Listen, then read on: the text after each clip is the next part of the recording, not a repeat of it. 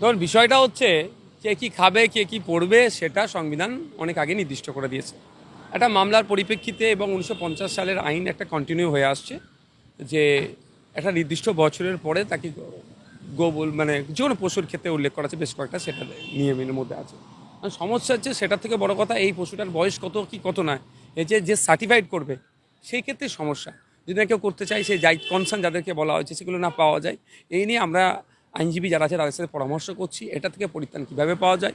এরকমভাবে তো হয় না, মানুষ তার ধর্মীয় স্বাধীনতা পালনে যদি হস্তক্ষেপ করে কেউ, সরকার তো মানুষের জন্য তৈরি হয়েছে, সরকার যদি হস্তক্ষেপ করে সেটাকে তো মেনে নেওয়া যাবে না। সেটাকে লিগালি কিভাবে চ্যালেঞ্জ করা যায় তার প্রস্তুতি আমরা নিচ্ছি, আলোচনা পরামর্শ করছি।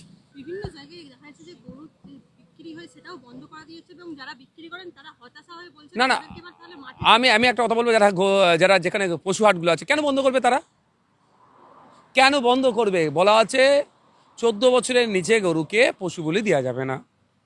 তাহলে এটা তো বলা নেই আপনি কেনা বেচা করতে পারবেন না। পুলিশ যদি আপনি নিয়ে আসছেন রাস্তায়, পুলিশ আপনাকে আটকালে আপনি বলুন যে আপনি আপনি পুষার জন্য নিয়ে আসছেন না বলি দেওয়ার জন্য নিয়ে আসছেন, সে প্রশ্নতে আছে। তাহলে পুলিশ যাকে তাকে ধরে এরকম আটকাতে পারবে না। যদি 14 বছরের নিচে কোনো পশুকে বলি দেওয়া হয় বা জবাই করা হয়, যেটা যেটা ভাষায় যে নেবেন, সেক্ষেত্রে তার বিরুদ্ধে জামিনযোগ্য অফেন্সিভ সে করলো, অভিযোগ আসলো। তার আগে পুলিশ যদি আটকায়, পুলিশকে বলতে হবে যে আমি এটা বাস্তব কথা, আপনি একটা হাট থেকে একটা ছাগল বলুন